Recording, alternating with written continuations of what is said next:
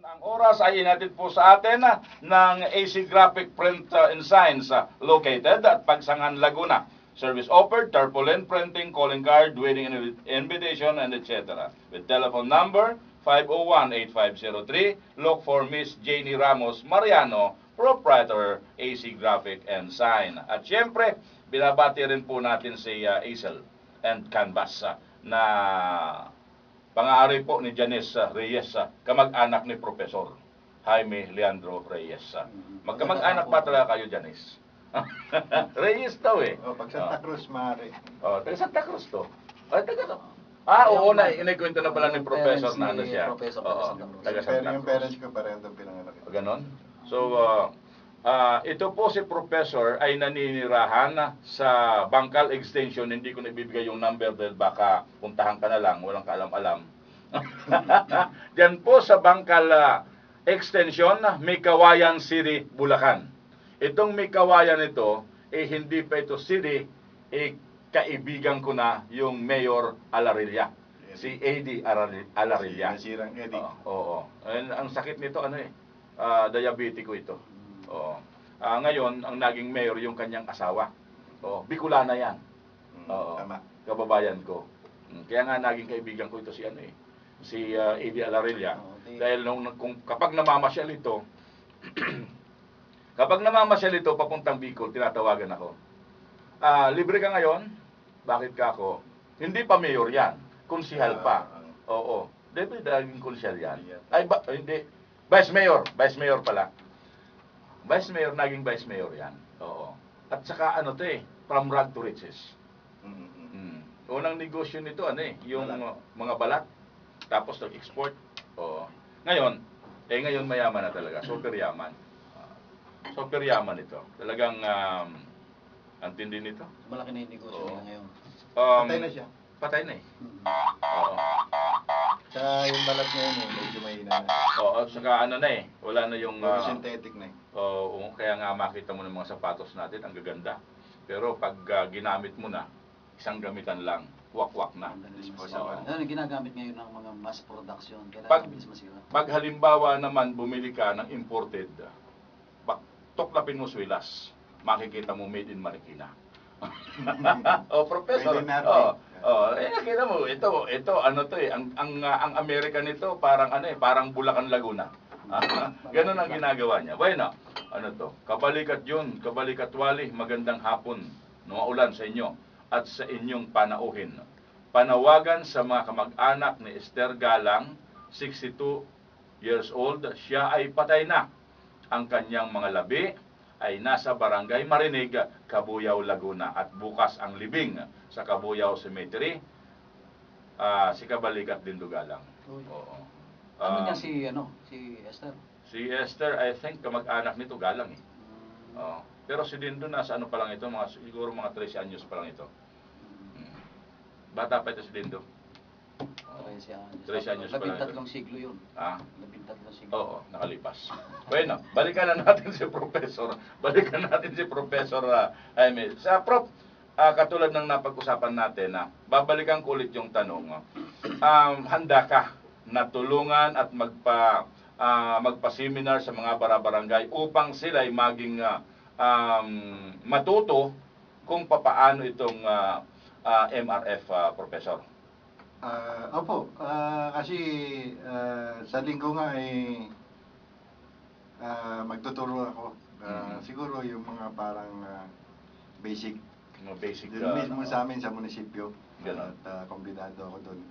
Tayin niyo ako, 2 o'clock. Doon? Sa Mikawayan? Sa munisipyo ng Mikawayan. Okay.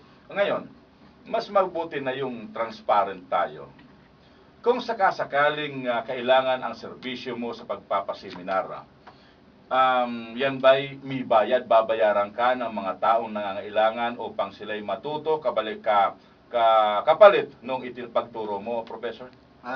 Basta membro ho, hindi na kailangan sila magbayad. No? Kasi ho ang aming foundation, basta ho, mag-membro ka, walang bayad. Pero meron nakatapat na halaga yon para sa ID, saka sa mga at babayaran mo yun kung may ginagawa ka na. Kung may ginagawa ka ng livelihood, may ginagawa ka ng pwedeng pagkakitaan na tinuro ng foundation, saan ka magbabayad ng membership? Kasi Okay. kailangan naman ang membership eh. Magkano naman? Membership fee, 300 lang naman. 300 pesos for 1 year na yan. Wala na hong expiration yun. As long na Ganon. member ka, wala na So, expiration. ibig sabihin, ang membership mo yan for life. For life na po yun. At walang Okay. monthly yan. Hindi katulad yung mga organisasyon ng guardians, no? Yung aking mga kapatid na guardians, meron silang piso araw-araw kahit na anong organisasyon. Para palang tumataya sa sa waiting. Oo. May piso-piso. Nabanggit mo rito, Professor, sa iyong calling card, nakalagay dito, Reform the Guardian Movement at Facebook.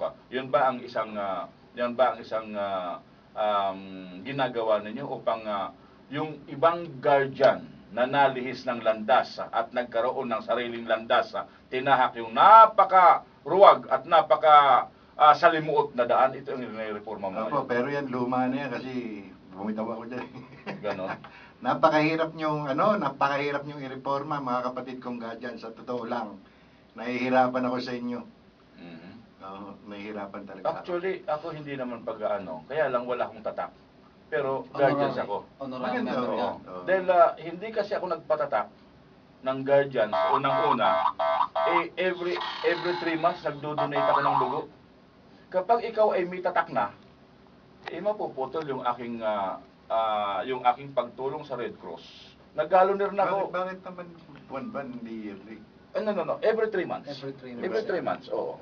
Okay, Pumupunta ako. maganda yun sa maganda sa katawan yun. Oo, saka parang nag-change oil ka. Oo, tama. Oo. Yun. Kisa nasusunog lamang yung dugo mo, at least makatulong ka pa sa mga taong nangangailangan ng Pero dugo. yung naman yatang tattoo pagka more than 1 year, pwede na yun. Hindi ata dahil mag-ano na pagdududahan ka Pwede. na ng ano. Pwede after 1 year. Oo, kasi kami Kahit may nagdo-donate tatak. din kami sa Pwede. sa Ganon. Red Cross. After 1 year. Oo. Yung mga guardians, nagdo-donate din. Mas maganda na kasi yung walang nakikita sa yung Sabagay, kasi, tatak. oo. Oo, para hindi ka na nagdadalawang isip yung sa iyo. Tatanong pa kung kailan ka ba natatuan. di ba? Oo nga. Oo, pwedeng sa bagay may pipirmahan ka, 'di ba, doon sa form. Ako nga hindi na dahil every 3 months ba naman 'yan. Hindi na pagdadating ko, kukunan na lang ako ng dugo dahil paminsan-minsan baka raw kasi nagbago na yung dugo ko. Meron naman kayo, di ba? Hindi talaga nila Na kung- card, binigyan May kayo. card, Oo, may card. transferable naman yun, makakatulong kayo. Hindi, pag may kailangan talagang dugo, ibinibigay ko, 'di ba? Pare marami na tayong natulungan. Yung aking card na wala na, hindi na napabalik eh. Siguro naubos na yung stock ko. Mm. Kaya kailangan ko rin kumuha. Magano ka ulit, magkaano ka ulit na dahil napaka-importante kung ikaw ay nakakatulong sa kapwa mo sa pamamagitan ng dahil sa wala tayong Oo. pera. Halimbawa nang kailangan ibigay mo yung card mo o sige mag-withdraw ka doon sa mag-withdraw ka na lang doon sa Red Cross. Di nakatulong ka na, nakikita mo minsan na kaparehas mong type napakasaya naman At saka na pagka may card, kahit anong dugo, pwedeng gamitin. ipapalit Susurrender lang mo naman yung card mo. Ipapalit lang naman Para yung ipapalit oo. yung dugo na kakailangan. Ito.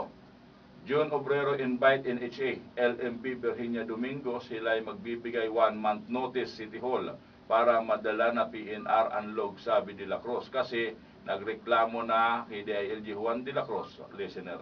Ito yung oo. Sir, pasensya ka na muna dahil naka-schedule na makausap natin yung mga taga PNR. At dito, siguro mapipilitan na ang mga kinaukulan na yun bang ililipat na mga nasa home along the release. Marami pang hindi. Sa Binyang marami pa. Baka bumabalik lang. Hindi naman. Hindi Talagang naman. nasa Talagang release na. hindi pa nagagalaw talaga sila. Nasa release na talaga. Wala na si kabayan So, siguro, dito sir, antabayanan mo lang dahil hindi kami nagpapabaya sa reklamo ninyo. Inuunti-unti lang natin dahil unang-una, nahirap makipag-schedule kasi sa mga taga-gobyerno. Hindi ko maintindihan kung bakit ang mga empleyado ng gobyerno napakahirap makipag-negotiate, makipag-appointment. Hindi ba kanina yung tinatawagan kong mayor? Alam mo kung ano? Wala. Tatawag na lang daw siya para makakuha